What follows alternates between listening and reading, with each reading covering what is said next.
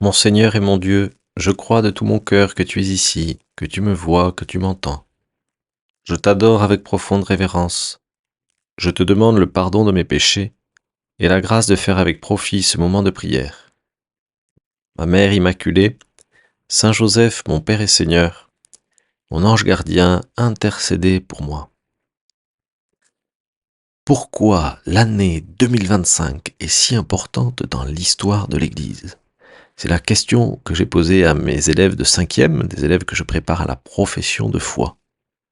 Alors beaucoup m'ont cité effectivement le jubilé de l'an 2025, le jubilé de l'espérance. Et ensuite j'ai précisé ma question, je dis mais nous fêtons 1700 ans d'un grand événement dans l'histoire de l'Église. Alors 1700 ans, on a commencé à faire le calcul ensemble, 2025 moins 1700, ça fait combien? Ça fait 325. Et alors, qu'est-ce qui s'est passé en 325?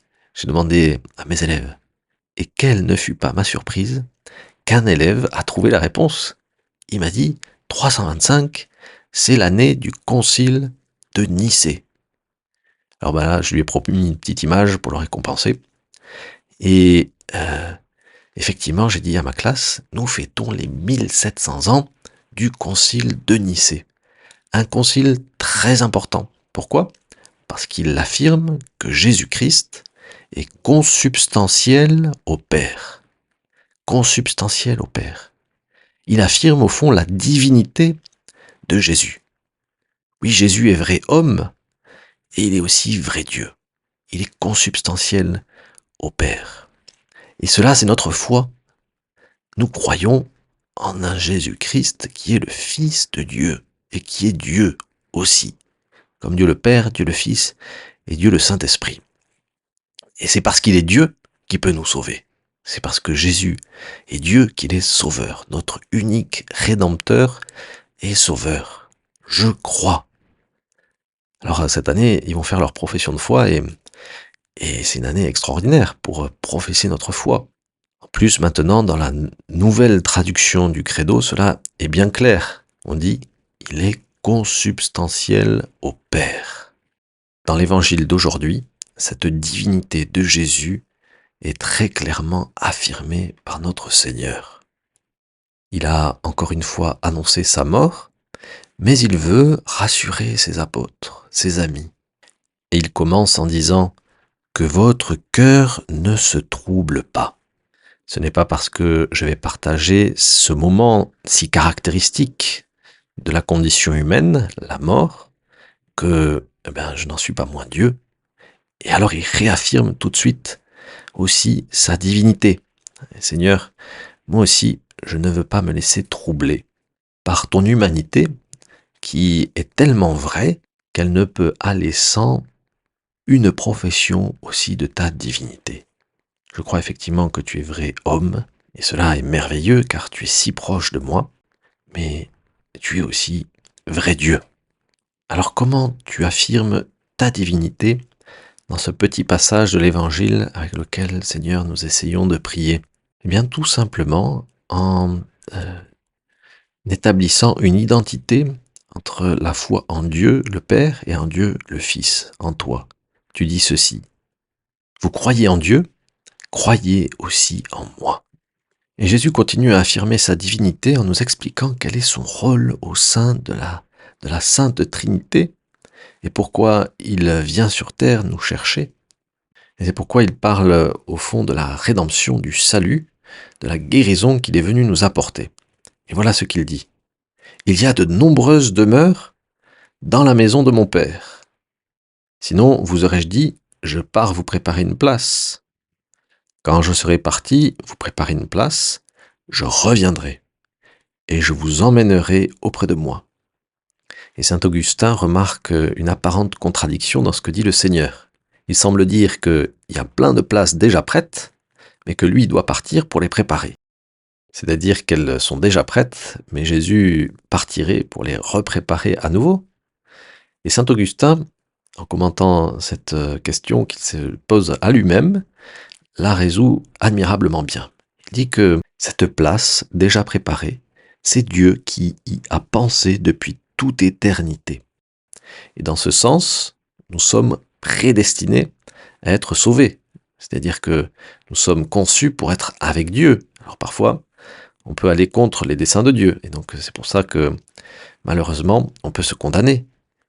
Mais par défaut, nous sommes faits pour avoir cette demeure, pour demeurer avec Dieu. Et quel est donc le rôle de Jésus dans cette préparation des places? Eh bien, le Seigneur vient nous chercher sur terre pour que nous désirions aller avec lui au ciel, pour que nous désirions habiter cette demeure qu'il a préparée depuis toute éternité. Il dépose dans notre cœur un germe qui doit grandir et qui doit éclore dans la vie éternelle. Alors le Seigneur dit qu'il doit partir. Il doit partir pour nous préparer une place, après avoir, au fond, déposé ce petit germe. Il doit partir pour que nous arrivions à lui. Il veut nous enseigner par là, dit saint Augustin, que pour préparer ses demeures, le juste doit vivre de la foi. Jésus doit partir, au fond, pour se laisser désirer, pour se faire désirer. C'est parfois une technique que on utilise ici sur Terre. On disparaît un petit peu de temps pour se faire désirer, pour bien qu'on nous appelle, parce qu'on aime, qu'on se souvienne de nous. Et Jésus, il est comme nous. En cela, il est vrai homme. Il disparaît, il s'en va après son ascension dans le ciel, pour que nous le désirions. Mais nous laisse pas tout seul, parce que c'est vrai que parfois, nous on se cache et personne ne nous cherche. Et alors, ça nous rend très triste. C'est le pire, c'est quand on joue à cache-cache et que finalement, la personne qui vient nous chercher nous oublie. Alors on se sent un peu seul. Bon, mais Jésus n'a pas pris ce risque, puisqu'il a mis dans notre cœur ce germe de la foi, ce germe de ce grand désir qui peut tout chambouler, qui peut transformer notre vie et qui peut nous sauver et nous mener vers son paradis.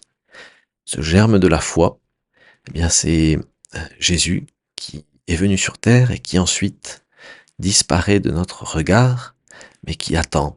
Il attend que notre cœur se laisse attirer par le sien.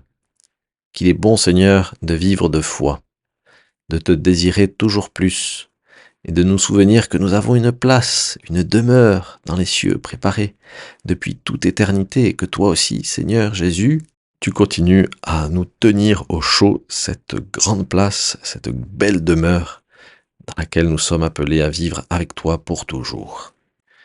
Comme tu es bon, Seigneur, tu pars, mais tu nous laisses de nombreux indices. Ce n'est pas un cache-cache impossible à gagner. C'est un cache-cache dans lequel, comme un bon père, un bon frère, eh bien, tu te laisses trouver. Et c'est pourquoi tu dis, je pars, mais vous savez le chemin. Alors Thomas, qui n'avait pas trop compris, demande à Jésus, Seigneur, nous ne savons pas où tu vas. Comment pourrions-nous savoir le chemin? Et Jésus lui dit, moi, je suis le chemin, la vérité et la vie. Personne ne va vers le Père sans passer par moi. Eh bien, merci mon Dieu. Savoir que tenir la main de Jésus, l'aimer, le chercher, c'est le chemin vers toi, eh bien cela me remplit de joie. Mon cœur est tranquillisé. Que votre cœur ne se trouble pas, c'est le début de l'évangile. Effectivement, Seigneur, si nous ne croyons plus à la divinité de Jésus, notre cœur est troublé. C'est pourquoi le peuple chrétien, au IVe siècle, avait réagi très durement, peut-être trop, contre Arius, qui était à l'origine d'une hérésie, l'hérésie de l'arianisme, qui niait la divinité de Jésus. Et le concile de Nicée condamne cet arianisme et réaffirme la divinité de Jésus. Arius choquait, scandalisé les chrétiens qui se disaient « Mais si Jésus n'est plus Dieu, notre foi est vaine. Et si Jésus n'est plus Dieu, qui va nous sauver ?» Et cela effectivement nous choque, la négation de la divinité de Jésus pour nous croyants. Et cela choquait aussi mes élèves qui, à la fin du cours, sur le concile de Nicée, et leur profession de foi me parlaient eux-mêmes du méchant Arius. Alors peut-être que c'est ma faute, que j'avais un peu forcé le trait. Alors j'espère que ils ne nourriront pas de haine pour Arius. Non, ça c'est pas notre foi. Mais en tout cas, Jésus, moi je crois en toi. Je crois que tu es du vrai Dieu et vrai homme, et cela comble mon cœur et lui donne ce grand désir de te retrouver pour toujours au paradis. Je te remercie, mon Dieu, des bonnes résolutions, des actes d'amour et des inspirations que tu m'as communiquées dans cette méditation. Je te demande de m'aider à les mettre en pratique.